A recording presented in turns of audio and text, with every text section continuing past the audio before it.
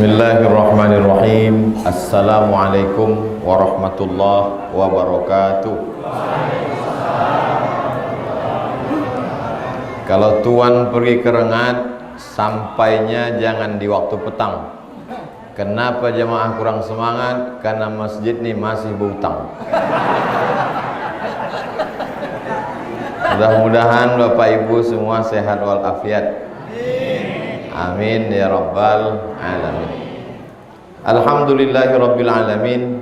Wassalatu wassalamu ala ashrafil anbiya'i wal mursalin Sayyidina wa maulana Muhammadin wa ala alihi wa sahbihi wa man tabi'ahu ila yaumiddin. Hadir bersama kita pada malam hari ini Sekjen Majelis Dakwah Islamiyah yang mengatur semua jadwal ustadz-ustadz sepekanbaru. Anggota ustadznya sebanyak 1000 orang. Al-Mukarram Ustadz Asrori. Hadir juga bersama kita pengurus Nahdlatul Ulama Al-Mukarram Ustadz Safruddin. Hadir juga bersama kita Bapak anggota Komisi Informasi Al-Mukarram Ustadz Tatang Yudiansah. Hadir juga bersama kita anggota Badan Amil Zakat Nasional Provinsi Riau Al-Mukarram Ustadz Jamaluddin. Kemudian Ustadz Zulfadli tadi apa? Ketua masjid? Hah? Ketua masjid? Hadir bersama kita Al-Mukarram Ustadz Dr. Zulfadli LCMA, Ketua Masjid Ar-Rahman. Hadir juga bersama kita wakif yang mewakafkan tanah ini sehingga kita bisa membangun masjid dan sholat isya, tarawih, witir sampai tausiah. Mudah-mudahan kita pun juga bisa punya tanah dan mewakafkannya insyaallah. Dari bunyi aminnya macam tak yakin. Bapak Ibu yang dimuliakan Allah Subhanahu wa taala, langkah yang pertama adalah membuat akta ikrar wakaf. Memang kita baik, hubungan kita baik, tapi kita tak tahu bagaimana dunia ini ke depan. Maka kita tinggal di negara Kesatuan Republik Indonesia, tanah yang diwakafkan untuk masjid, untuk pesantren, maka dia mesti didaftarkan di kantor urusan agama.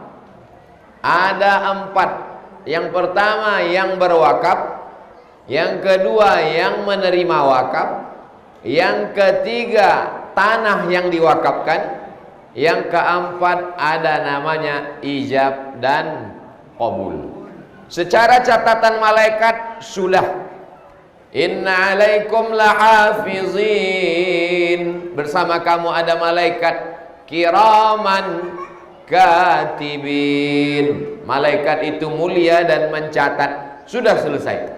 Tapi secara catatan negara, kalau terjadi sesuatu yang tak diinginkan, ada selembar kertas keluar dari kantor urusan agama. Aku wakafkan tanahku ini luasnya sekian kali sekian tunai. Kata yang menerima namanya nazir wakaf, aku terima. Sah kata Pak Kua, keluarlah akta ikrar wakaf. Lalu akta ikrar wakaf ini dibawa ke BPN, Badan Pertanahan Nasional, maka berubahlah nama surat dari nama orang pemilik menjadi nazir pengelola wakaf. Jangan sampai kita mewakafkan tanah kuburan, diambil cucu jadi perumahan. Nama perumahannya Hatta Zurtumul Maqabir Regensi. Nah, yang Ustadz sampaikan ini kan tak akan terjadi. Bapak ibunya boleh jadi baik, tapi hari berganti musim berubah. Ceramah Ustaz Abdul Somad walaupun nampaknya di Masjid Ar-Rahman Jalan Sekuntum Pekanbaru, tapi ini bukan untuk masyarakat yang sedang ada di sini. Karena ini direkam, diupload ke channel Ustadz Abdul Somad Official, ditonton orang dari Sabang sampai Maroko. Jangan lupa subscribe, like, share, and comment. Jadi kalau ada saudara kita di Makassar mendapatkan tanah wakaf, dia ambil pelajaran dari tausiah malam ini. Ada saudara kita di Papua mendapatkan tanah wakaf, segera. Dan kami pun ketika dapat tanah wakaf di Simpang Bingung sebelah kiri sebelum TPU Covid, maka kami meminta, Pak, jangan tersinggung, kami mau membawa Bapak ke KUA. Jadi Ibu, nanti kalau ada Bapak izin ke KUA, Ibu jangan curiga. Itu mengurus tanah wakaf. Nah, jadi Bapak silakanlah ke KUA, udah saya jaminkan. Setelah keluar surat dari BPN, dulu saya tausiah di Masjid Raya Senaplan. Namanya Masjid Raya Senaplan.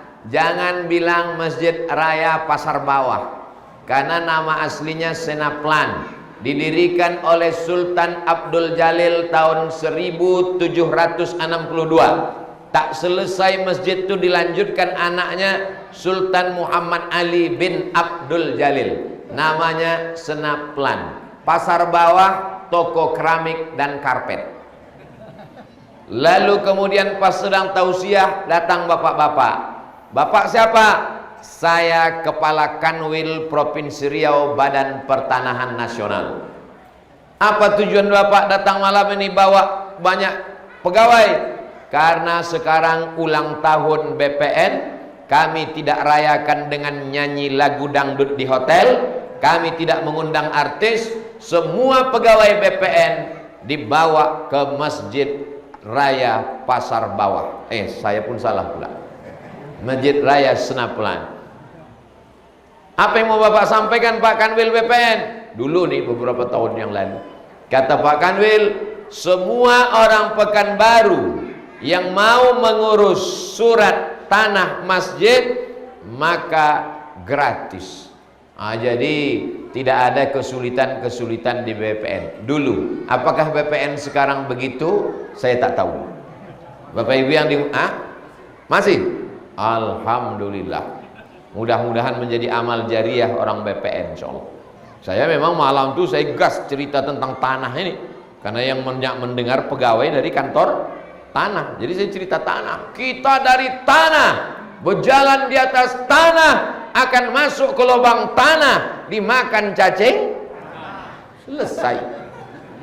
Apa yang mau dicari hidup ini? Jadi kalau ada orang mengatakan, untuk apa tanah kita luas-luas? Mati bukan bawa tanah. Memang betul. Tapi kalau tanah kita luas, kita dapat pahala amal jariah sampai hari kiamat. Nih contoh yang mewakafkan tanah. Subuh, zuhur, asar, maghrib, isya, tarawih, witir, tahajud, iktikaf 10 hari, anak-anak pagi mengaji, duha. Jadi kalau mau amal jariah tak berhenti sampai mati, maka wakafkanlah tanah. Saya yakin dan percaya setelah tausiah ini akan berdatangan masyarakat ini menjumpai Pak Ketua Masjid, menyerahkan sertifikat tanah. Assalamualaikum Pak Ustadz. Waalaikumsalam. Ini tanah sudah saya serahkan ke Masjid Ar-Rahman. Alhamdulillah. Tapi pas dicek ke BPN bermasalah. Kenapa Bapak wakafkan tanah bermasalah? Karena bermasalah, itulah maka kuwakafkan Pak Ustadz. Kalau tak bermasalah, ngapain kuwakafkan? Itulah maka perlunya kita mengecek ke BPN. Selesai. Hanya saja kalau diserahkan ke orang, kita susah untuk percaya. Sampai sekarang tak ada orang menyerahkan tanahnya ke saya, karena dia tak percaya sama saya. Tapi kalau dibuat yayasan, lalu tanda tangan fakta integritas bahwa kami pengurus yayasan, pembina, pengawas, ketua, sekretaris, bendahara, kalau kami mati, tanah ini tidak akan kami jual, tak akan kami wariskan. Itulah pentingnya ada yayasan. Mengurus yayasan itu pun tak mahal. Paling mahal 5 juta, 6 juta iuran masyarakat. Tapi banyak notaris-notaris yang soleh-soleh di Pekanbaru. Kalau untuk mengurus yayasan wakaf Ustadz, maka gratis kata dia. Alamatnya Pak Ustadz, saya tak boleh ngasih alamat, nanti berduyun-duyun orang datang minta gratis. Cari 5 orang yang amanah, pembina, pengawas, ketua, sekretaris, bendahara, fotokopi KTP, datang jumpa notaris, maka keluar nama Yayasan Masjid Ar-Rahman Sekuntum. Maka dengan demikian mesti ada 3, Yayasan Masjid Ar-Rahman Sekuntum. Maka dengan itu di bawah yayasan ini mau buat TK di samping bisa, mau buat SD di samping bisa, mau buat SMP tahfiz bisa, mau buat SMA bisa. Kenapa? Karena semua izin sekolah ini mesti di bawah yayasan. Kebetulan saya baru pulang dari Gumawang. Gumawang itu di Sumatera Selatan, dari Palembang 5 jam. Dibawa saya tausiah ke masjid. Masjidnya unik. Apa uniknya? Bangunannya biasa aja. Masjidnya punya rumah sakit. Di Pekanbaru rumah sakit tak punya masjid. Masjid bisa punya rumah sakit. Kira-kira Masjid Ar-Rahman ini bisa tak punya rumah sakit? Siapa bilang tak bisa? Tapi tak usahlah terlalu, kita selesaikan aja dulu yang apa.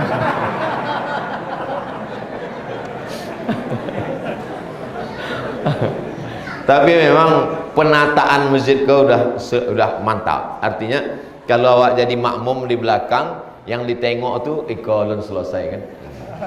Assalamualaikum warahmatullahi wabarakatuh. Kalau yang ustadz berceramah itu nampak. Jadi memang udah mantap. Kalau nengok ini mantap lah. Jadi kalau untuk foto-foto update status yang belum selesai itu aja dulu. Kalau ikon tidak ditransfer orang. Yang saya pikirkan sampai sekarang Masjid Ar-Rahman ini macam mana menjaga kipas angin ini tak hilang. Padahal pintu belum berpasang. Nah, jadi memang mudah-mudahanlah Allah menjaga masjid ini insyaallah. Karena pencuri zaman sekarang nih, apalagi sejak harga minyak goreng ini mahal, solar ngantri panjang, banyak kipas angin hilang. Tapi insyaallah Masjid Ar-Rahman ini aman insyaallah. Amin. Lah, masalah tanah sudah, masalah wakaf sudah, masalah akte sudah, masalah yayasan sudah. Lalu kemudian masjid ini yang punyanya siapa? Yang punya masjid ini adalah Ar-Rahman. Siapa dia? Bismillahirrahmanirrahim. Ini masjid punya Allah. Tapi Allah memilih makhluknya untuk menjadi pengurus.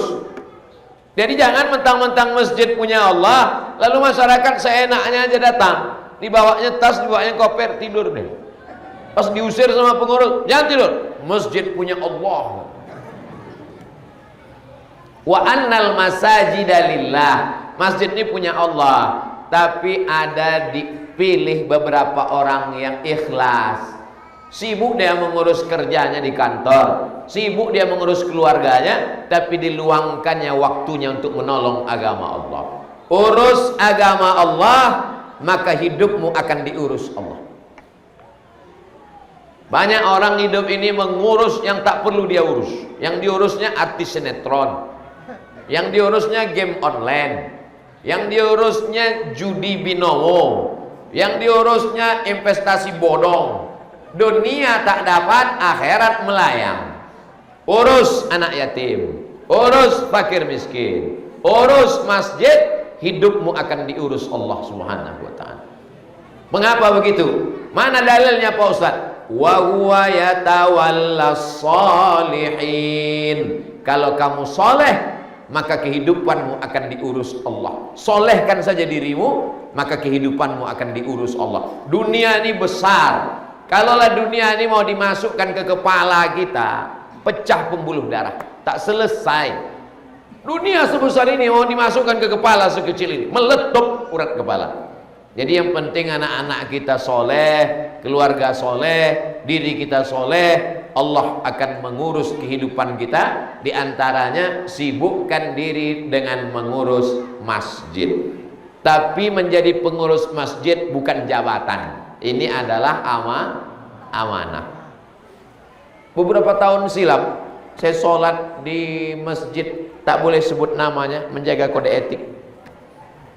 Dulu seingat saya waktu saya ke masjid ini yang bawa saya kemari Pak Fulan dulu. Iya Pak Ustadz. Mana dia? Dia di rumah Pak Ustadz. Kenapa tak kemari? Sejak pemilihan kalah merajuk. Masjid bukan pemilihan rektor. Masjid bukan pemilihan gubernur. Masjid adalah innama ya'muru masajidallah. Orang yang memakmurkan masjid itu adalah orang-orang yang memang dipilih Allah untuk supaya sebagian umurnya, pikirannya, tenaganya, hatinya dia pikirkan tentang masjid. Saya kalau disuruh mengurus Masjid Ar-Rahman ini tak sanggup. Membayangkan utang 40 juta ini tak tidur saya tengah malam. Kudip-kudip mata. Jangankan untuk jadi pengurus masjid, ceramahnya aja pun berat kali. Terus terang Bapak Ibu, saya tak dikasih tahu masjid ini berutang. Kalau tahu saya berutang ngilak-ngilak saya. Jadi kalau sudah masjid berdiri megah begini, maka insya Allah masjid pembangunannya tak pernah selesai. Kurang kaya apa lagi pemerintah Saudi Arabia. Sampai hari ini Masjidil Haram belum selesai. Jadi kalau ada orang mengatakan masjid sudah selesai, berarti sudah innalillah wa inna ilaihi raji'un. Jadi kalau utang masjid ini sudah selesai, terpikir pengurus akan membuat TK Quran. Lalu kemudian tanahnya tak ada karena terbatas, maka buat tablik akbar pembebasan tanah. Tanah sudah bebas, peletakan batu pertama. Tolong jangan diundang saya lagi. Karena beberapa batu yang saya letakkan itu tak bertambah-tambah. Undanglah gubernur, wali kota, pejabat-pejabat. Pas giliran peresmian, baru saya datang. Berikut ini penandatanganan prasasti. 4 prasasti. TK Ar-Rahman, SD Ar-Rahman, SMP Ar-Rahman, SMA Ar-Rahman yang akan ditandatangani oleh Al-Mukarram Ustadz Abdul Somad. Pemencetan tombol pembukaan pamflet sekolah Ar-Rahman. Kata panitia, mohon maaf Pak Ustadz, kenapa? Macet nggak sangkut. Mesti ada mimpi-mimpi ke depan. Sekarang orang bermimpi pun dia takut. Apa mimpimu ke depan? Asal selesai utang masjid ini sudah selesai Pak Ustaz. Aku sejak masjid ini berutang, di rumah tak khusyuk, di masjid ini makin tak khusyuk Pak Ustaz. Terpijak karpet panas, sujud pun panas. Patut sujud tak lama, pulang. Bapak Ibu yang dimuliakan Allah Subhanahu wa taala, saya ikut merasa senang karena kalau teringat 2 tahun yang lalu waktu meletakkan kemari, tanahnya becek, bapak-bapak beramai-ramailah di situ duduk. Saya pun meletakkan, kita pun buat foto, buat video. Sejak itu saya pun tak pernah lewat lagi di sini. Tiba-tiba datang masjid sudah bagus, cantik, indah. Innama amruhu iza arada syai'an ayyakula lahu kun fayakun. Tinggal memakmurkannya aja lagi. Adapun mengajak masyarakat sekitar Masjid Ar-Rahman Sekuntum untuk sholat berjamaah, tak usah diajak. Begini penuhnya. Padahal masjid-masjid lain sudah tinggal pasukan inti. Karena di ujung-ujung Ramadan sudah malam 27 atau berapa? 25. Oh. Di masjid lain pas saya bilang 27, iya katanya. Apa Ibu yang dimuliakan Allah? Maka tinggal menyelesaikan finishing aja lagi. Maka ke depan semua jalannya itu udah pakai paving block, pakai pagar, kanan kiri ada sekolah, anak-anak di sekitar TK selamat, tamat TK hafal juz 30, masuk SD tahfiz Quran, SMP juga, setelah itu dia masuk pondok pesantren, yang tidak lanjut juga di sini SMA tahfiz Quran. Maka tak bisa bangunan ke samping, naik ke atas. Yang penting fa iza faragta fansab. Kalau kamu sudah selesai dari satu kegiatan, pindah kegiatan yang lain. Selesai masjid, berpikir untuk yang lain, tapi jangan sombong. Wa ila rabbika farhab. Berharapnya tetap kepada Allah Subhanahu wa ta'ala. Jadi kalau tema kita malam hari ini bersama Ramadan, merajut ukhuwah, meraih berkah, hanya sekedar ukhuwah duduk-duduk tak ada target-target, maka mubazir kita ramai-ramai kumpul pada malam hari ini. Maka itulah yang ingin saya sampaikan, supaya yang sudah terselesaikan alhamdulillah, yang belum kita kerjakan bersama-sama. Kalau sendiri berat, tapi kalau berjamaah insya Allah. Biasanya kalau penggalangan dana kotaknya banyak, ini satu aja pula. Ada kotak? Siapkan kotak. Kotaknya jangan ke bapak nih, karena bapak nih duit tak ada. Ibu-ibu tuh semua megang duit. Kasih. Bapak nih tak boleh megang duit banyak-banyak. Asal pergi ke masjid, bang, ini 5.000 aja, jangan banyak-banyak. Nanti abang berbini lagi. Kasih ke ibu-ibu, nanti mereka akan masukkan sama dompet-dompetnya sekalian. Cincin, gelang, rantai, subang, anting, silakan masukkan. Akan kami bawa nanti ke Ramayana. Pas dicek rupanya imitasi. Bapak Ibu yang dimuliakan Allah Subhanahu wa taala. Dapat gaji 13, beli cincin. Dapat SPPD keluar kota, beli gelang. Dapat lagi bonus, beli rantai. Duit ditumpuk banyak-banyak di tabungan. Emas melingkar di leher, di tangan, di kaki. Tapi begitu meninggal dunia, lama hidup banyak dirasa, jauh berjalan banyak ditengok. Belum pernah saya nengok orang Islam mati bawa gelang, subang, rantai dan anting. Betul Bu? Tengok, mengaku ibu-ibu. Maka yang ada ibu pakai sekarang, pakailah untuk perhiasan. Ustaz Somad mau pakai cincin? Pakai, tapi ini perak, 1 gramnya 70.000 cuma. Tapi cincin ibu emas, 1 gramnya 1 juta. Sebelah kanan 1 on, sebelah kiri 1 on. Di hadapan Allah Subhanahu wa ta'ala, maka yang akan mengalir sampai hari kiamat adalah wakaf. Wakaf ini tak putus. Ada orang yang rajin sholat tarawih, setelah meninggal dunia putus. Ada orang yang rajin baca yasin, setelah meninggal dunia putus. Tapi kalau wakaf, dibelikan ke semen, dibelikan ke batu bata, dibelikan ke kerikil, tanah, kubah, maka sampai hari kiamat dia tidak akan putus. Diniatkan untuk almarhumah mak, almarhum ayah, maka mengalir pula untuk mereka. Dibuatkan ke toilet, sumur bor, dipakai untuk berwudu. Bayangkan berapa banyak jamaah yang berwudu. Maka datanglah saat menjumpai Nabi sallallahu alaihi wasallam. Ummi matat, makku mati. Afa atasaddaqu anha? Kalau aku bersedekah, apakah pahalanya sampai ke almarhumah? Kata Nabi, tasaddaq. Bersedekahlah Sa'ad. Kata Nabi, bersedekahlah. Lalu Sa'ad bertanya, ayu sadaqatu afdal? Apa sedekah yang paling afdal? Kata Nabi, saqyul ma', memberi air minum. Sedekah yang paling afdal adalah memberi air minum. Itu maka saya dikasih sampai 3 botol. Saking banyaknya sedekah. Lengkap pula lagi sama jeruknya, sama bolunya, sama semua. Kadang bertamu ke rumah orang-orang kaya itu, ada jeruk, ada apel di atas meja. Pas mau dimakan rupanya plastik, rupanya kristal kaco, tapi ini asli. Bapak Ibu yang dimuliakan Allah Subhanahu wa ta'ala, maka siapa saja yang diberikan kelimpahan rezeki, kenapa kau tidak mau bersedekah? Anakku masih sekolah. Oh, kalau begitu nanti anak setelah selesai sekolah lapang rezeki. Tak juga mau bersedekah. Kenapa? Anak kuliah, biaya lebih mahal. Kau kan anak kau sudah kuliah, sudah tamat, siap-siap pula menabung, mau meminang menantu, mau nikah anakku, mau pesta di hotel, berapa biaya. Kau kan anak kau sudah nikah, kenapa tak juga bersedekah? Menantuku hamil tua mau melahirkan, takut pula sesar nanti dibolah, biaya paling murah 7 juta. Kau kan anak kau sudah lahiran, kenapa tak bersedekah? Cucuku pula lahir 2 sekali lahir, macam mana biayanya, pampersnya, susunya. Jadi kalau ditunggulah rezeki berlebih sampai mati kita tidak akan bersedekah. Maka sempat-sempatkanlah sedekah. Cuman kadang kotak nih mendekat-dekat pula dia ke Ustaz. Nah, itu terasa tuh Pak, jantung kita lain detaknya.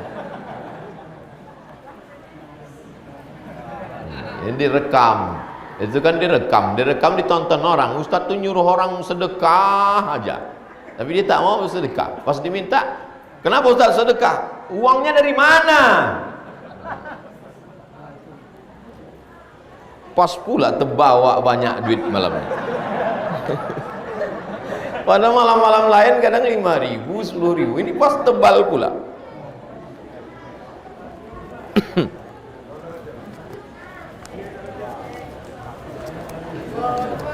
Allahu Akbar. Allahu Akbar.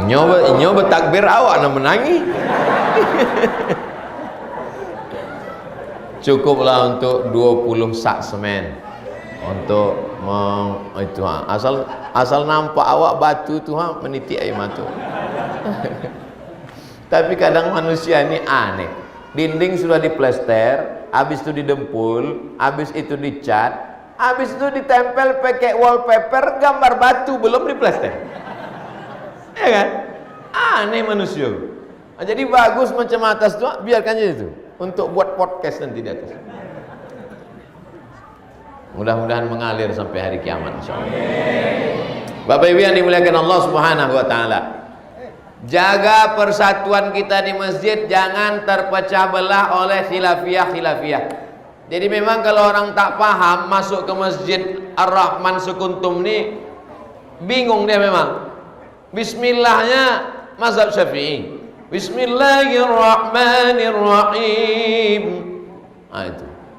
Tapi tarawihnya 8. Itu kalau bismillahnya jahar, mestinya tarawihnya 23. Nah, itu.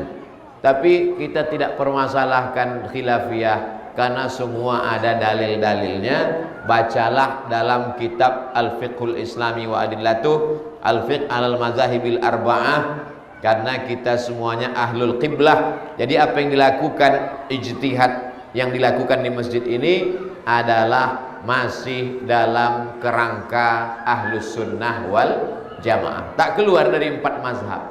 Yang paling tua Hanafi, nomor 2 Maliki, nomor 3 Syafi'i, nomor 4 Hambali. Jangan berkelahi pada masalah khilafiyah. Kalau ada yang tak selesai, lapor ke ketua, lapor ke pengurus, dudukkan apa masalahnya. Kami kurang senang nih Pak Ustadz. Kenapa? Imam ini Pak Ustadz, apa masalahnya? Ayatnya panjang kali. Bisa tak kita nego supaya kulhu dengan inna a'toina aja? Jangan gara-gara ada yang tak sesuai lalu pindah ke masjid lain, lalu kemudian memprovokasi masyarakat. Maka ini fitnah. In ja'akum fasiqun, kalau datang orang fasik binaba'in, membawa suatu berita isu, fatabayyanu, klarifikasi. Adapun jadwal ustadz-ustadz di sini ustadz-ustadz pilihan. Karena ada Ustadz Asrori dengan Ustadz Zulfadli, mereka di kantor Kementerian Agama Kanwil Jalan Jenderal Sudirman. Ustadz-ustadz yang hebat-hebat itu mereka datangkan kemari.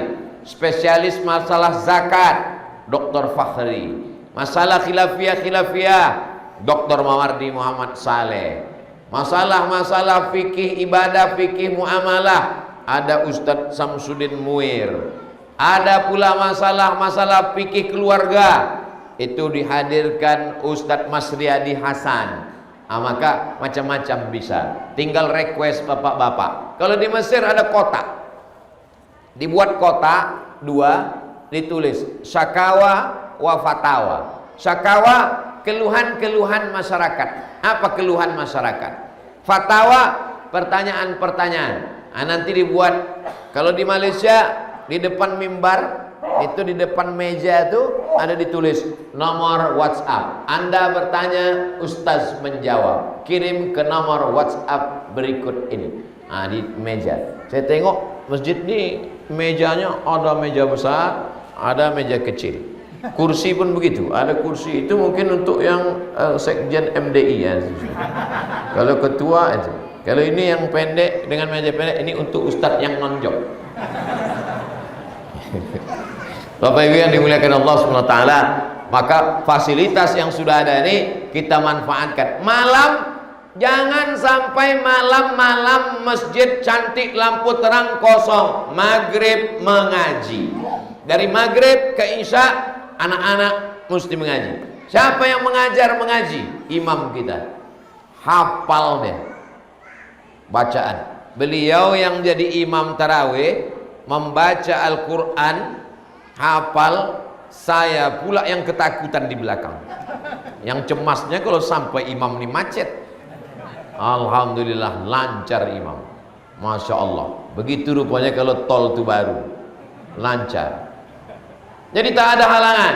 Anak-anak, bapak ibu, dari maghrib ke isya, matikan TV, matikan handphone, matikan gadget, matikan laptop, matikan komputer, suruh dia datang kemari mengaji. Bagi yang sudah bisa mengaji Iqra, masuk ke membaca Quran, tidak hanya sekedar membaca, tahfiz juz amma, juz 30 dari amma yatasa'alu. Nanti kalau dia libur sekolah, jangan dia keluyuran di warnet-warnet. Buat target berapa hari libur? 8 hari, 2 minggu. Selama 2 minggu maka targetnya tahfiz, diberikan hadiah lomba tahfiz Quran. Maka itu akan berkesan di kepalanya daripada dia lomba nyanyi, lomba musik, lomba yang melalaikan daripada Allah Subhanahu wa taala. Kira-kira program-program begini ini baik apa tak baik, Bu? Bapak Ibu setuju anak-anaknya mengaji di sini tiap malam? Malam libur okelah istirahat. Mungkin malam Sabtu malam Ahad atau Ahad malam Senin. Masjid kalau tidak punya dana yang cukup untuk menghadirkan ustadz tiap malam pengajian, maka paling tidak seminggu sekali pun jadilah.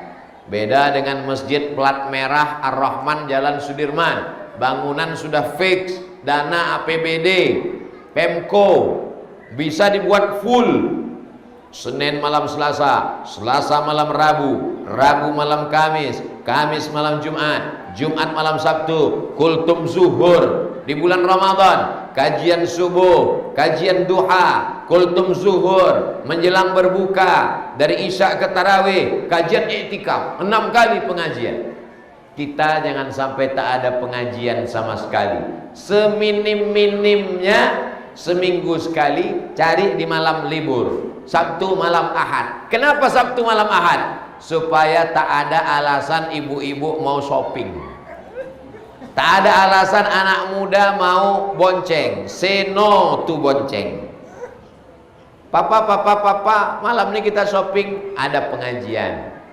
Maka tak ada alasan, oh besok mau masuk kantor, nanti terlambat bangun pagi, anak-anak mau sarapan. Mana ada alasan? Hari Ahad Allah bisa karena biasa. Selama ini bapak pergi, anaknya belum bangun tidur. Pulang dari kantor, anaknya sudah tidur. Ibunya wanita karir, anak dibesarkan oleh babysitter, oleh asisten rumah tangga. Kapan dia mau ketemu di masjid? Maka saatnya hari Sabtu malam Ahad, dari maghrib ke isya pengajian, dari isya 30 menit tanya jawab. Jadi buat pengajian jangan ba'da isya. Kalau mau buat pengajian ba'da maghrib. Supaya apa? Supaya jamaah sholat 2 kali, maghrib sekali, isya sekali. Pengalaman saya, kalau diundang saya ba'da isya dulu di Pekanbaru, itu diumumkan kepada jamaah sekalian, harap datang ke masjid, ustadz sudah menunggu setengah jam. Maghrib dia tak ke masjid, isya dia tak ke masjid. Datang ke masjid, itu pun menganggap ustadz ini pelengkap penderitaan. Dia ke masjid itu karena takut jenazahnya tak diurus orang masjid. Datang juga akhirnya dia ke masjid. Buat dari maghrib ke isya 45 menit cukup pengajian. Habis itu sholat isya berjamaah, buka tanya jawab. Sama dengan kita malam ini, habis tausiah tanya jawab. Berapa lama ustadz malam ini tausiah? Dari dulu sampai sekarang tak pernah berubah, 60 menit. Walaupun botolnya 3. Jamaah yang dimuliakan Allah Subhanahu wa taala. Banyak orang gelisah kalau dengar ceramah. Apalah Ustaz. Kalau doa kan jelas ujungnya. Rabbana atina, selesai itu. Ini ceramah nih gua putar-putar kapan? Manusia ini ingin kepastian. Manusia ini ingin apa yang terjadi setelah ini. Maka dia tahu kalau Ustaz Somad ceramah, itu insya Allah 60 menit selesai. Habis itu tanya jawab. Supaya tidak menimbulkan fitnah, tulis di kertas. Jadi kalau selama seminggu tumpuk kertas, dipilih yang mirip-mirip, baru masukkan. Insya Allah terjalinlah ukhuwah. Kalau ukhuwahnya dijalin di hotel, hotel boleh jadi di sana ada khamar. Iya kalau hotelnya syariah, ada perempuan yang tak baik. Kalau ukhuwah dijalin di restoran, lupa waktu sholat masuk. Tapi kalau ukhuwah dijalin di masjid, anak-anak kita nanti pun bertanya, ayah, ya, itu tadi siapa tuh ya? Itu kawan ayah. Di mana kenal ayah? Dulu kami sama-sama sholat tarawih, kenal i'tikaf di Masjid Ar-Rahman Sekuntum. Oh, kalau itu kawan ayah juga. Kenalnya di mana? Kami sama-sama sakau dulu. Waktu sebelum taubat, sebelum hijrah. Tapi sesudah hijrah, alhamdulillah, sama-sama ke masjid, sama-sama beribadah. Adapun semangat kerjasama jamaah Masjid Ar-Rahman Sekuntum tak diragukan lagi. Saya sudah melihat dengan mata kepala saya sendiri sejak peletakan batu pertama sampailah persiapan rapat sampai mengangkat-angkat. Sengaja disebutkan Ustadz Zulfadli tadi pensiun sebutnya supaya saya tak menyinggung orang pensiun. Jamaah yang dimuliakan Allah Subhanahu wa taala. Kalau ada orang pensiun ke masjid memang selayaknya. Sudah pensiun tak juga ke masjid, berarti menunggu jenazah ke masjid. Ustadz Somad, ada orang di Pekanbaru bininya mati, tak boleh dibawa ke masjid. Kata jamaah, kita bawa ke masjid Pak, sholat jenazah. Jangan bawa ke masjid. Ditelusur-telusur, rupanya laki yang melarang bini dibawa ke masjid, dia tak pernah ke masjid. Malu. Akhirnya di rumah. Padahal di masjid lah afdal sholat. Makin banyak jamaah, lebih 40 syufi'ah, maka mendapatkan syafaat. Orang mendoakan Allah maghfir lahu, tapi karena malu gara-gara tak ke masjid. Dulu sibuk di kantor, dulu tak sempat karena sibuk mencari rezeki, mencakar, kaki jadi kepala, kepala jadi kaki, pergi pagi pulang petang, peras keringat banting tulang, tunggang langgang lintang pukang. Sekarang masanya santai dan tenang. Maka apa lagi yang dicari? Subuh ke masjid, zuhur ke masjid, asar ke masjid, maghrib ke masjid, isya ke masjid. Dari maghrib ke isya ngapain pulang ke rumah? Kalau pulang kita ke rumah nanti kaki kita ditarik drakor, kaki ditarik sinetron. Maka inilah kesempatan. Apalagi ini 10 terakhir Ramadan, dan ini sudah malam 25, malam Kamis, malam Rabu, besok Rabu, malam Kamis, malam Jumat, malam Sabtu, malam Ahad. Tinggal 4 malam lagi. Ahad malam Senin. Sudah bertakbir. Allahu Akbar, Allahu Akbar, Allahu Akbar. Belum tentu Ramadan akan datang, kita masih ada. Jadikan Ramadan ini Ramadan terakhir. Saya kalau ibadah, saya anggap ini Ramadan saya Ramadan terakhir. Karena kalau kita berpikir, masih ada Ramadan lagi. Ramadannya ada, kita belum tentu ada. Masih muda Pak Ustadz. Malaikat maut kalau datang tidak menengok akte kelahiran. Kata orang Melayu pepatah, mumbang jatuh kelapa pun jatuh. Cobalah tegak di bawah pokok kelapa, tengok yang jatuh ke bawah. Bukan cuma kelapa tua, mayangnya pun jatuh ke bawah. Mumbang kelapa yang muda busuk jatuh juga ke bawah. Kalau ditengok badan sehat tak sehat, banyak orang yang lebih sehat daripada saya meninggal dunia. Saya masih hidup malam ini mungkin karena melengkapkan batu peletakan pertama tadi. Karena dulu saya berjanji waktu meletakkan itu, Ustadz Somad nanti tausiah di sini ya, kata pengurus. Kata saya, insya Allah Pak, insya Allah. Saya itu insya Allah iya, bukan insya Allah basa-basi. Maka ketika diundang, bagaimana janji dulu Masjid Ar-Rahman Sekuntum? Siap. Maka hadir pada malam hari ini.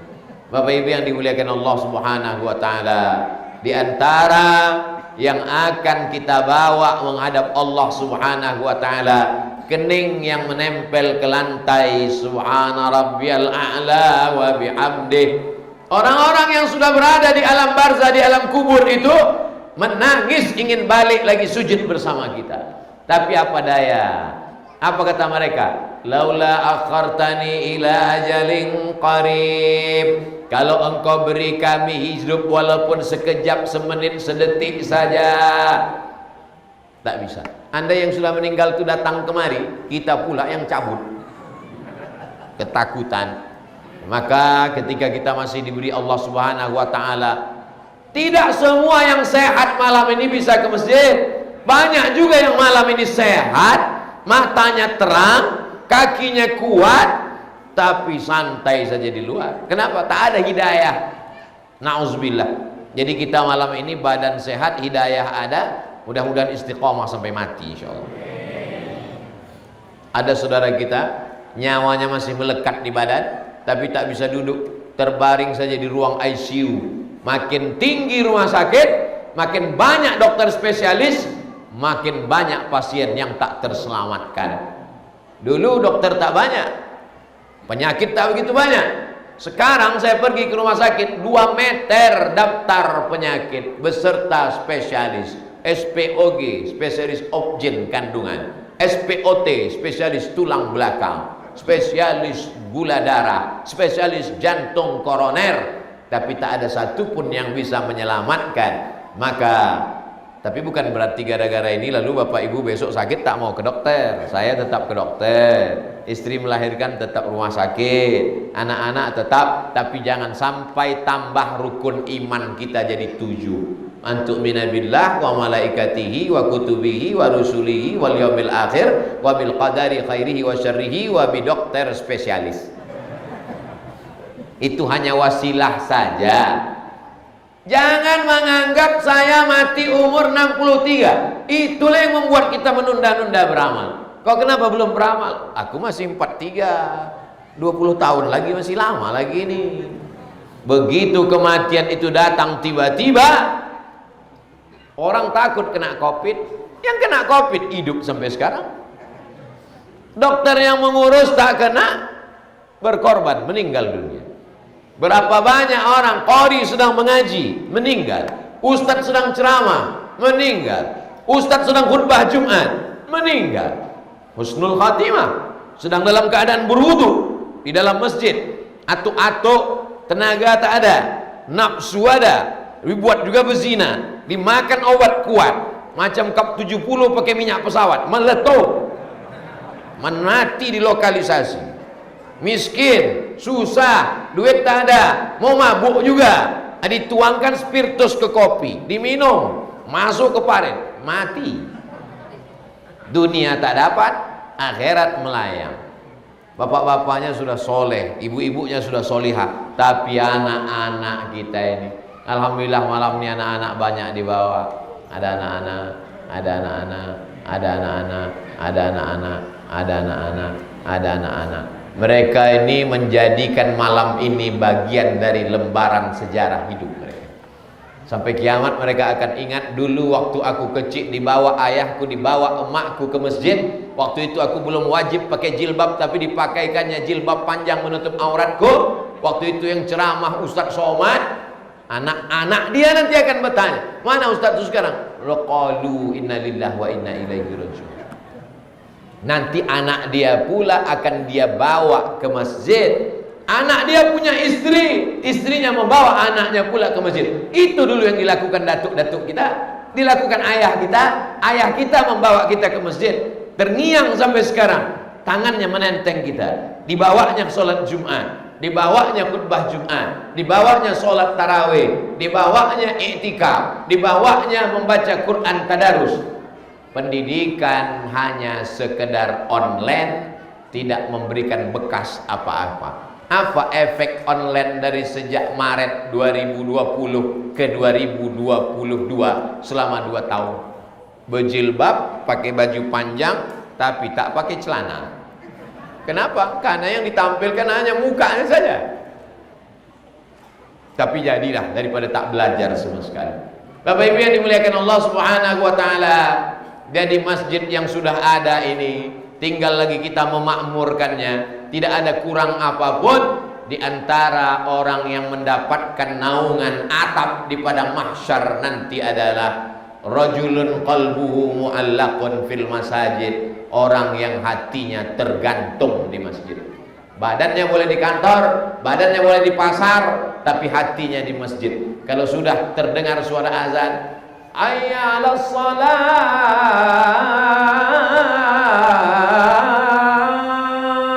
tak sabar dia untuk datang ke masjid.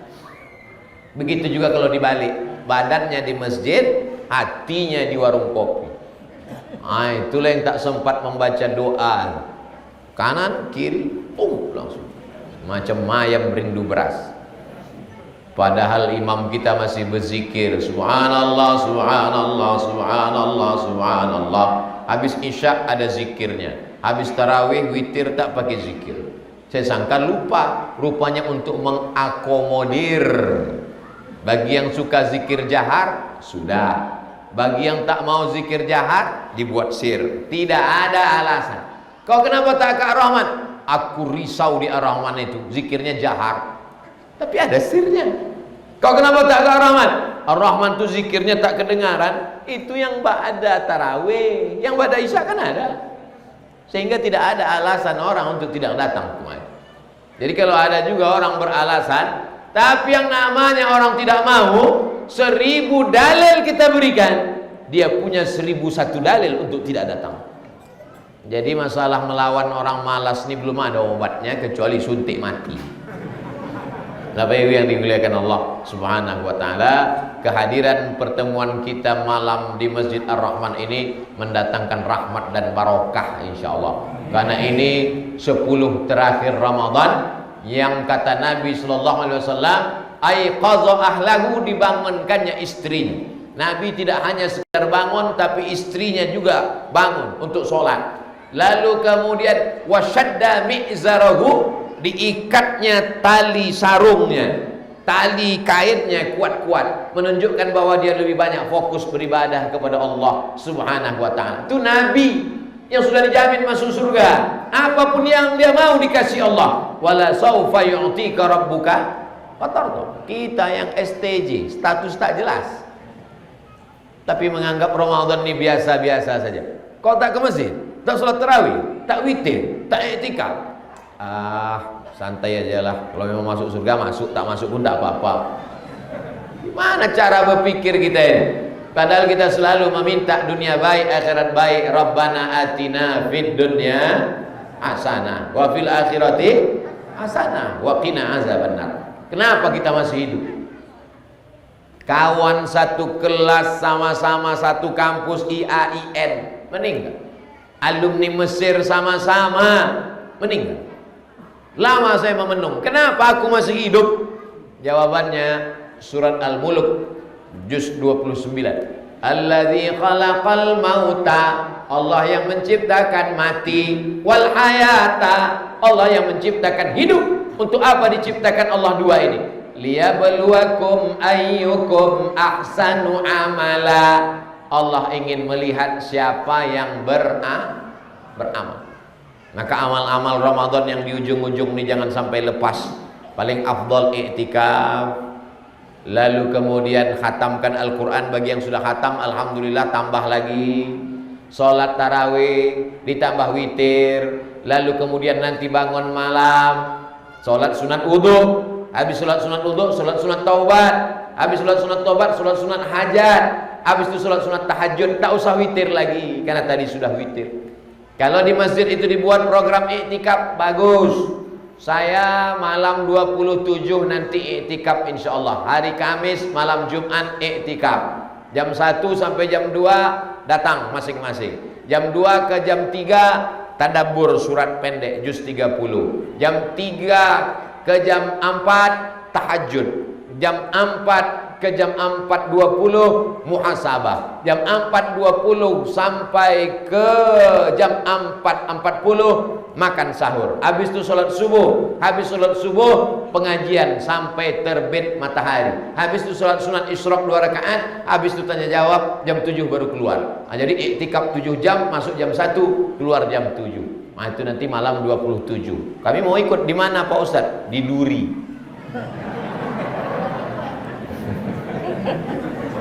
Maksud saya, buatlah di masjid masing-masing. Bagi yang belum bisa iktikaf mandiri, dibuatkan programnya. Nah, ini bagus. Tidak ada alasan, karena kita masih ada malam libur. Hari Jumat malam Sabtu, Sabtu malam Ahad, Ahad malam Senin sudah Idul Fitri. Bagi yang belum membayar zakat fitrah, saya sudah beli beras tadi. Mampir ke toko beras pinggir jalan. Assalamualaikum Pak, jual beras. Ya, mana beras yang paling mahal? Sombong kali. Karena kalau kita ngasih itu yang paling enak di leher. Jangan beras catu, beras raskin yang dicuci pakai pemutih. Dimakannya 2 hari putih mukonya, mati. Minimal beras yang kita makan. Almarhumah ama ambo paling suko bareh kudolawi.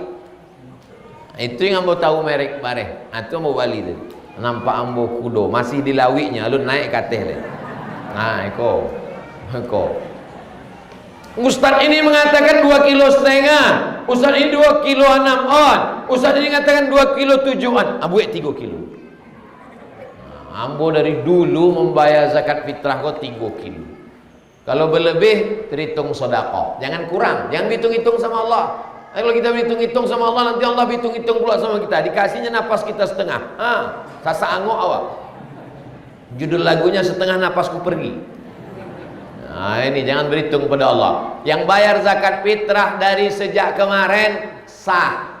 Yang bayar zakat fitrah besok malam sah. Tapi waktu yang paling afdal membayar zakat fitrah habis sholat subuh, bawa itu beras, antarkan ke fakir miskin supaya hari raya Idul Fitri dia tidak mengemis lagi.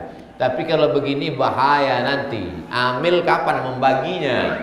Nah, jadi kalau masjid sudah membuat program, bayarkanlah zakat fitrah. Yang mau membayar zakat fitrah pakai uang, bayarlah pakai uang. Tapi jangan tidak adil. Dia tak mau bayar pakai uang, dia mau bayar beras juga. Dari rumah dibawanya piti sampai ke masjid di Bali nyobare. Saya bayarkan zakat fitrah saya tahun ini tunai. Kata Amil, saya terima. Habis itu saya beli beras ini, saya bayarkan untuk bini Den.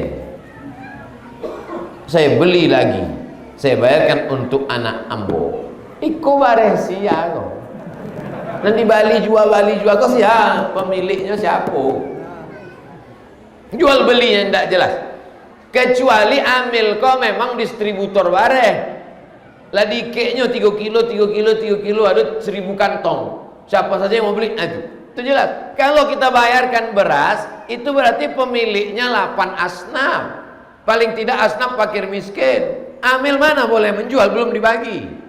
Jadi kalau mau bayar pakai beras, bawa beras. Kalau mau bayar pakai duit, bayar pakai duit. Jangan tarik ulur, talik urur, aku bayar, aku beli, aku bayar, aku beli, aku bayar, aku beli, lama-lama kuyak.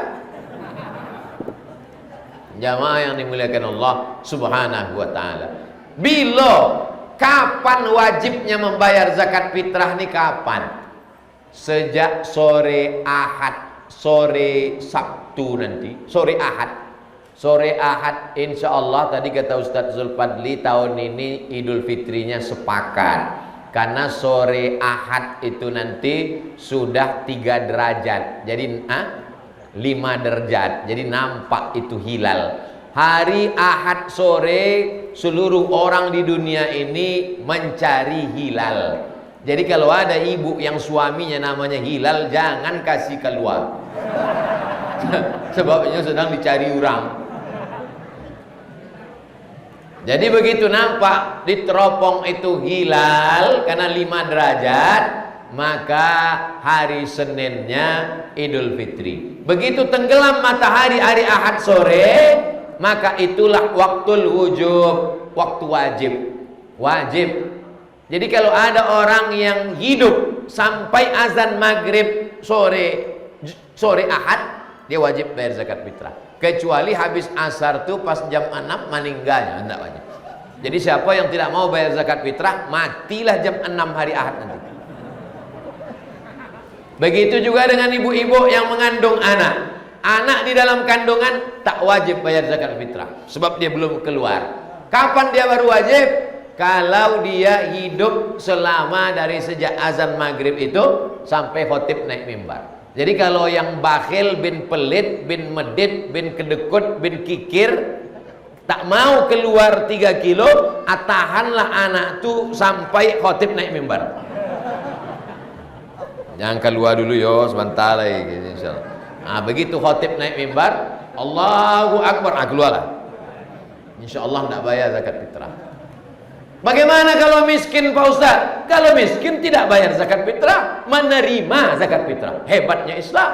Pas azan maghrib, Allahu Akbar, Allahu Akbar, miskin. Orang datang bayar zakat fitrah. 3 kilo, 3 kilo, 3 kilo, 3 kilo. 100 orang datang wanita zakat fitrah, 300 kilo. Jam 10 malam, dia punya beras 300 kilo. Maka malam itu dia wajib membayar zakat fitrah. Selama sebelum besok habis khotib naik ke atas mimbar. Jadi jamaah yang dimuliakan Allah, walitukmilul iddata, sempurnakanlah bilangannya. Setelah disempurnakan bilangannya 29 atau 30, walitukabbirullah, bertakbirlah. Anak-anak muda, datanglah kalian ke Masjid Ar-Rahman, setel suara kuat-kuat, bertakbirlah. Allahu Akbar, Allahu Akbar, Allahu Akbar. Kadang banyak juga masjid ini suara. Begitu awak datang ke masjid, tidak ada orang. Saya lihat rupanya flash disk. Takbir itu orang, bukan VCD, bukan flash disk. Manusia bertakbir. Tapi banyak juga yang salah paham. Dianggapnya takbir itu di masjid. Di rumah pun juga takbir. Ibu-ibu sambil masak opor ayam, Allahu Akbar, sambil membersihkan toples, Allah pakai tisu basah, Allahu Akbar. Bukan cuma di masjid. Kapan berhentinya takbir? Sampai khotib naik ke atas mimbar, bertakbirnya 9 kali. Allahu Akbar, Allahu Akbar, Allahu Akbar, Allahu Akbar, Allahu Akbar, Allahu Akbar, Allahu Akbar, Allahu Akbar, Allahu Akbar kabira, walhamdulillah katsira. Habis salat zuhur lah ambo satu Idul Fitri di masjid, ndak boleh sebut namanya. Selesai salam zuhur, bertakbir imam, Allahu Akbar, Allah. Makmum lah bercalik-calik kecil. Yang takbir sampai 3 hari, sampai hari 10, sebalik, 2 balik, 3 balik, itu Idul Adha. Kalau salah ngaku salah. Kalau salah ditegur makmum, Pak Imam, itu kan Idul Fitri. Habis tadi khotib kan habis. Bertakbir kapan saja benar, tidak ada larangan. Ya itu ada aturannya, guys. Islam itu ada aturannya. Bukan asal-asalan. Main bola aja ada aturannya, ada outside, ada hand, ada kiper, ada striker, diatur oleh statuta FIFA. Bagaimana beragama mau seenak otak kepala kita saja? Nah, ini nampaknya sepele tapi penting untuk dilaksanakan. Masjid Ar-Rahman 30 malam jamaah sudah diikat. Subuh, zuhur, asar, maghrib, isya, iktikaf, tarawih, witir, tadarus, tahajud. Tapi begitu selesai habis Ramadan, pemain naturalisasi hilang, pemain cadangan tabang, pemain ninti jualan namanya. Inyonan azan, inyonan iqamat, inyonan imam, inyonan makmum. Bagaimana rahmat Allah mau turun kalau tidak ada istiqamah. Wa allaw istaqamu 'ala tariqati la asqainahum ma'an ghadaqa. Kalau mereka istiqamah, maka kami akan memberikan mereka air yang tak putus. Makna air tak putus adalah rahmat dan rezeki serta barokah. Jadi kalau mau sekitar masjid ini mendapatkan rahmat dan barokah, maka istiqomah menghidupkan masjid. 30 malam Allah bisa karena biasa. Sudah terbiasa anak-anak kita, tapi yang namanya menghilangkan kebiasaan sekali saja sudah hilang. Membiasakan sebulan, menghilangkannya sekali saja kita tak ke masjid sudah enteng melihat masjid ini. Maka jangan sampai paksakan diri. Sebelum azan selesai, sebelum azan datang. Azan berkumandang, datang. Karena ketika azan berkumandang, setan sedang lari. Pak Ustadz katanya bulan Ramadan setan itu dibelenggu. Betul, hadisnya sahih. Tapi kenapa saya malas ke masjid? Berarti waang setan. Sebab setan tidak ada mengganggu. Tidak bisa disalahkan lagi setan. Tidak bisa lagi disalahkan. Saya ini tak bisa sholat subuh mengantuk karena dikipas setan. Nina bobo kata setan. Itu di luar Ramadan. Kalau di dalam Ramadan tidak ada setan. Kecek setan ambo taike kok kecek setan. Jadi kadang kita kasihan juga nengok setan. Sikit-sikit setan salah, sikit-sikit setan salah. Kok mau cuti kadang katanya. Jamaah itu bukan nambo nama buek jawe. Itu kata Syekh Muhammad Mutawalli Asy-Sya'rawi. Kata Syekh Muhammad Mutawalli Asy-Sya'rawi, manusia itu jahat karena dua. Yang pertama faktor ekstern dari luar, setan. Yang kedua dari dalam intern dirinya sendiri, hawa nafsu. Bulan Ramadan setan diikat. Jadi kalau ada orang jahat itu bukan karena setan, tapi karena dirinya sendiri. Salah satu penafsiran. Tapi kalau kata Imam Nawawi tak begitu. Makna setan terikat itu kata Imam Nawawi, saking kuatnya iman orang yang berpuasa, kata setan, seolah-olah aku terikat karena imanmu yang kuat. Diajaknya minum air putih, tidak. Diajaknya untuk makan, tidak. Diajaknya mendekat ke istri, tidak. Diajaknya untuk ini buat haram, tidak. Diajaknya untuk korupsi, oke. Jamaah yang dimuliakan Allah Subhanahu wa taala. Madrasah Ramadan ini madrasah yang luar biasa, maka jangan sampai kita keluar dari Ramadan biasa-biasa saja. Boleh untuk update status malam ini. Ambo mulai jam 9, kinilah jam 10. Kalau ada pertanyaan tertulis, Ambo akan Masya Allah. Boleh enggak ambil uang suami beli karpet masjid?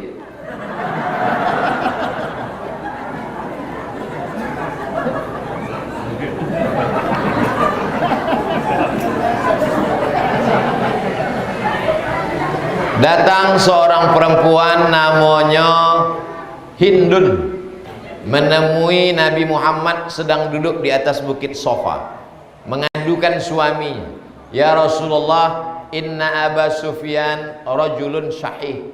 Suami saya namanya Abu Sufyan, orangnya syahih, pelit, bakhil. Bolehkah aku ambil uangnya ya Rasulullah? Kata Nabi, kalau untuk makanmu dan anakmu boleh. Jadi kalau makan orang di Pekanbaru Iko misalnya sebulan 3 juta, lalu suami ibu mengasih 1 juta, boleh ambil 2 juta lagi. Karena wa'ashiruhunna bil ma'ruf, berinteraksi dengan keluarga itu bil ma'ruf. Ma'ruf artinya urf, tradisi. Beda belanja makan orang Pekanbaru dengan Papua. Papua lebih mahal. Jadi kalau standar di Papua 5 juta, lalu suaminya mengasih 2 juta, maka istri boleh mengambil 3 juta lagi sampai genap 5. Lebih dari situ ampun tak tanggung jawab. Adapun uang untuk membeli karpet masjid, maka ini akadnya adalah infak. Maka berinfak tak bisa pakai uang orang lain. Jadi kalau ibu mencuri duit bapak, maka kalau lebih dari nisab potong tangan, hukumnya potong tangan. Nauzubillah. Nah, jadi suami ibu tadi paham saya, ibu ini sebetulnya mau ustaz ceramahi aja lah kiden kok. Bapak, kalau bapak belikan karpet untuk Masjid Ar-Rahman, sampai lapuk karpet itu, mengalir kebaikannya untuk bapak.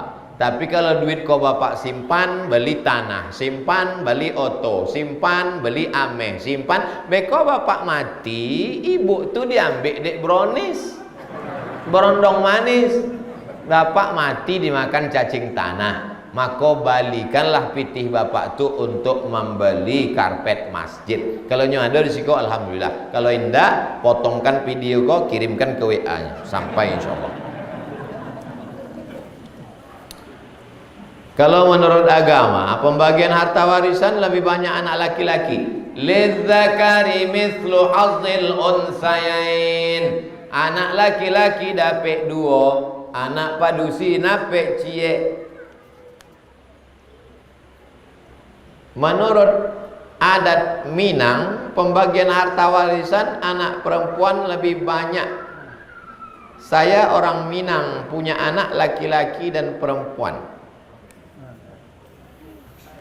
Misalnya ambo orang Minang, ambo laki-laki merantau ke Pekanbaru, ambo kemudian bisnis, mati ambo. Harato ambo itu dibagikan ke anak-anak ambo menurut hukum Islam, menurut hukum faraid, menurut hukum Islam, hukum faraid. Lalu yang disabi padusi lebih banyak iko bukan harato yang dapat merantau itu, harato tinggi yang di kampung, kebun sawah itu diwariskan ke perempuan, ke perempuan, ke perempuan. Tujuannya supaya perempuan ini tidak menjadi susah. Iyo kalau lakinya kayu, kalau indah, iyo kalau nyoba laki, kalau indah. Maka tidak akan ada anak perempuan Minang yang susah makan. Kenapa? Karena ada jaminan kebun sawah padi. Itu.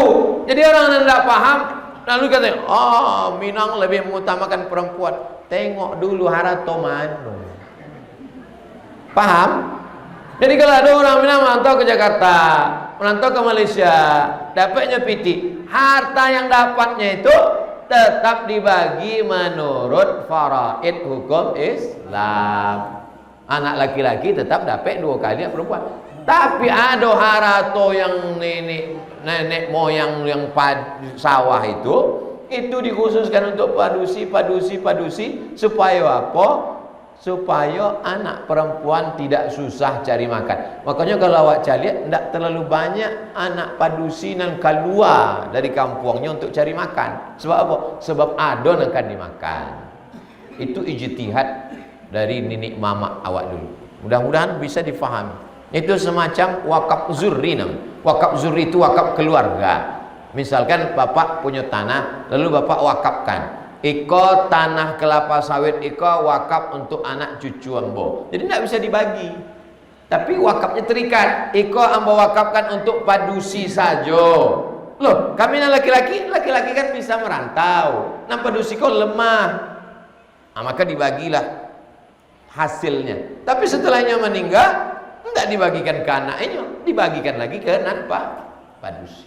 Anak laki-laki tidak dapat. Adapun kalau dia merantau, bapak-bapak yang merantau dari bumi Minangkabau ke Pekanbaru, kalau meninggal harta warisnya tetap dibagi menurut hukum faraid, hukum warisan Islam. Kenapa orang yang sudah meninggal minta dihidupkan lagi untuk bersedekah? Kenapa tidak amal lain? Laula akhartani ila ajalin qarib. Kalau engkau hidupkan aku ya Allah walaupun semenit sedetik, fa asaddaqa, ambo mau bersedekah. Kenapa tidak bilang ya Allah kalau hidup semenit ambo ingin sholat tarawih, ya Allah kalau hidup sedetik saya mau haji. Kenapa sedekah? Kata ulama tafsir, karena pahala sedekah sudah didapatkannya waktu di liang lahat. Begitu di liang lahat langsung dapatnya pahala sedekah. Alasan yang pertama. Alasan yang kedua, karena pahala sedekah mengalir sejak di situ sampai hari kiamat.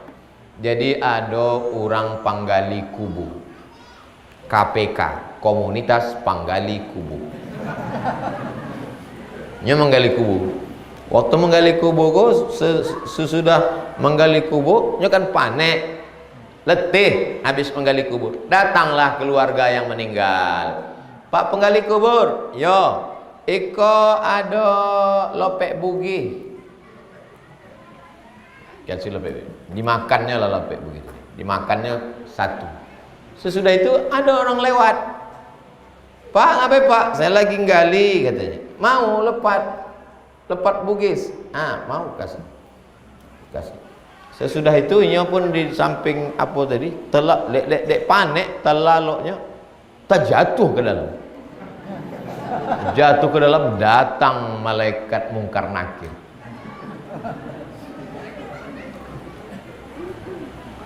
Ndak dapetnya menjawab, dipukul dia malaikat mungkar nakir. Jatuh tongkek malaikat tu kesiko. Datang lopek bugi tadi mau apa? Barangkali pukul ndak kanannya dihadang dek lapek tadi. Habis itu pun tajagonya barulah inya paham bahwa sedekah menyelamatkan awak dari sejahat. Beda sama haji. Kalau haji beko setelah hisab, al hajjul mabrur, haji mabrur laisa lahu jaza ilal jannah. Haji mabrur. Beda sama sedekah. Sedekah begitu awak mati langsung cash and carry. Cari tahu orang nan mati penggali kubur ditolong dek lapek tadi, ama ambo bercerita nya waktu muda mandangat ceramah ditanya nya kamu. Mat kau kan ustaz gitu, yo mat. Iyo ada cerita orang ditolong lopek. Iyo ada dalam hadis ndak ada, tapi cerita kok ustaz itu sebenarnya sedang ingin menjelaskan bahwa sedekah sudah menolong sejak dari. Itulah maka orang mati itu kalau ditanya laula akhartani ila ajalin qarib. Jadi apa nanda amuh membeli karpet tadi, abalilah karpet. Ibu nan ingin mengambil piti bapak teh jangan diambil. Sebab tidak bisa beramal soleh dengan cara mencuri. Sebenarnya ibu tu tahu mencuri tidak baik. Inyo tanya kambo supaya berceramah kan didanga dek apa itu sebenarnya. Bismillah. Assalamualaikum al-mukarram. Waalaikumsalam warahmatullah. Ada berapa pendapat ibu yang berhalangan tak boleh memegang Quran, tak boleh membaca Yasin? Perempuan yang dalam berhalangan, laki-laki yang belum maaf cakap mandi junub, tak boleh masuk masjid, tak boleh megang Quran, tak boleh bawa Quran, tak boleh baca Quran, tak boleh tawaf, tak boleh solat, tak boleh puasa. 7 dalam Al-Fiqhul Islami wa Adilatu Syekh Wahbah Zuhaili. Tak boleh masuk masjid, tak boleh megang Quran, tak boleh bawa Quran, tak boleh baca Quran, tak boleh iktikaf, tak boleh solat, tak boleh puasa.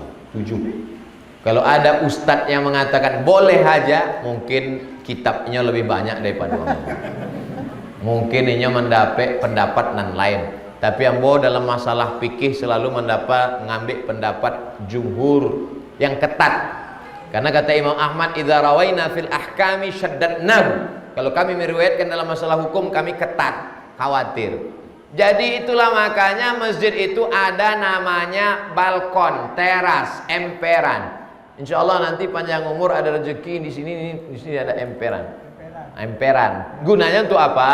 Kalau pengajian sore wirid Yasin ibu-ibu, maaf cakap yang berhalangan tak bisa masuk ke dalam, tapi bisa ke emperan. Sound system, speaker keluar. Tapi yang di luar masjid jangan tersinggung. Bukan berarti bapak sedang berhalangan.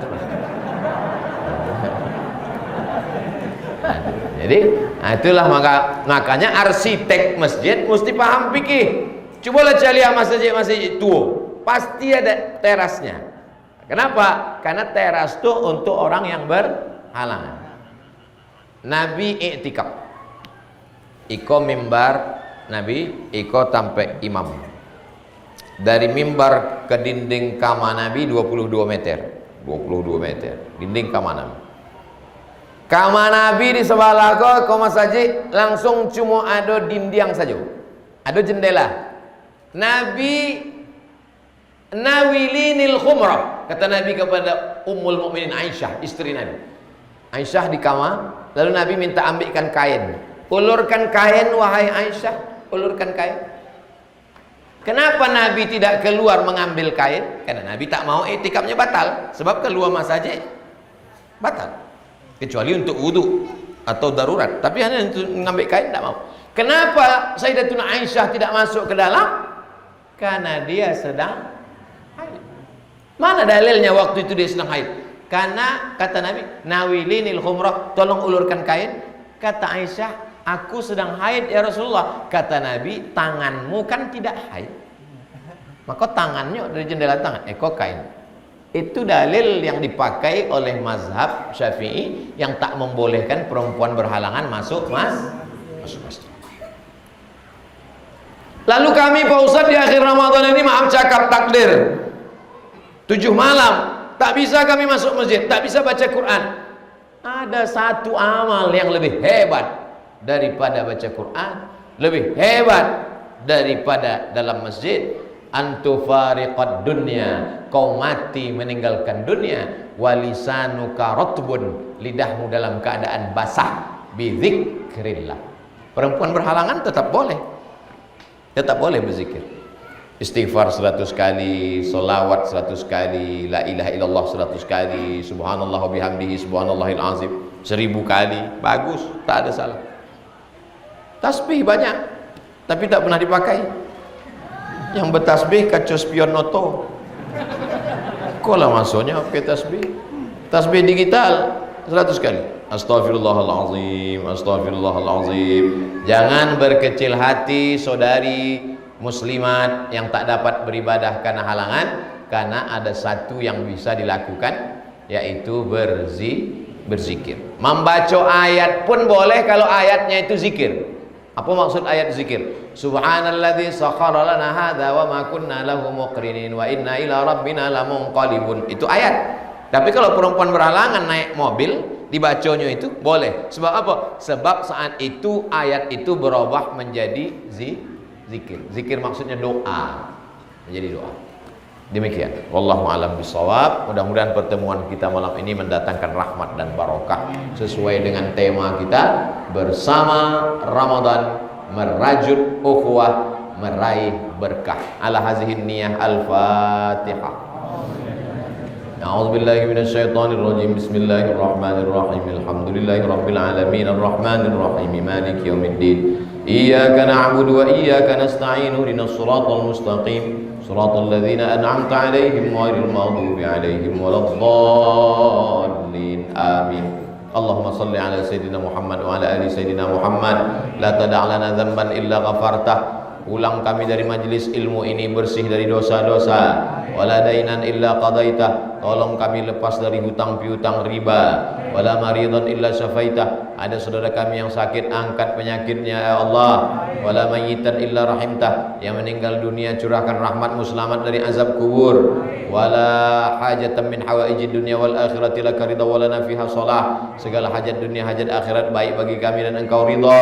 Illa qadaitaha wa yassartaha, mudahkanlah ya Allah. Rabbana hab lana minas salihin, jadikan anak kami anak-anak yang soleh dan solehah. Min huffazil Quran, menjadi para penghafal Quran. Minal mujahidina fi sabilika bi amwalihim wa anfusihim, mereka akan menolong agamamu dengan harta dan nyawa mereka. Rabbana taqabbal minna salatana wa siyamana wa qiyamana wa ruku'ana wa sujudana wa takhashu'ana. Terimalah solat kami, puasa kami, tahajud kami, semua ibadah bacaan Quran kami, segala khusyuk dan ikhlas kami. Wa tammim taqsirana, sempurnakan segala kekurangan kami ya Allah. Rabbana ighfir lana dzunubana, ampunkan dosa kami, wali abaina, ayah kami, wali ummahatina, amak kami, wali azwajina, pasangan hidup kami, wali dzurriyyatina, anak cucu keturunan kami, wali man hadarana, semua yang hadir di majlis ini, wali man ghaba anna, yang tak dapat datang karena uzur syar'i. Allahumma jazil munfiqina wal mutasaddiqina wal waqifin, semua saudara kami yang sudah berwakaf, berinfak, bersedekah, berikanlah balasan yang terbaik ya Allah. Allahumma rzuqna rizqan halalan thayyiban mubarakan fi, berikan kami rezeki yang halal dan barakah supaya kami dapat berwakaf, berinfak dan bersedekah. Allahumma khtim lana bi husnil khatimah wa la takhtim alaina bi su'il khatimah. Allahumma innaka afuwan tuhibbul afwa fa'fu anna. Engkau pencinta maaf, Engkau pemaaf, maafkan segala silap salah dosa kami ya Allah. Rabbana atina fid dunya hasanatan wa fil akhirati hasanatan wa qina adzabannar. Wa sallallahu ala sayyidina Muhammadin wa ala alihi wa sahbihi wa sallam walhamdulillahi rabbil alamin. Taqabbalallahu minkum minna wa minkum taqabbal ya karim. Terima kasih segala perhatian. Mohon maaf segala kesilapan dan kekhilafan. Aku qauli hadza astaghfirullah li wa lakum. Wassalamualaikum warahmatullahi wabarakatuh.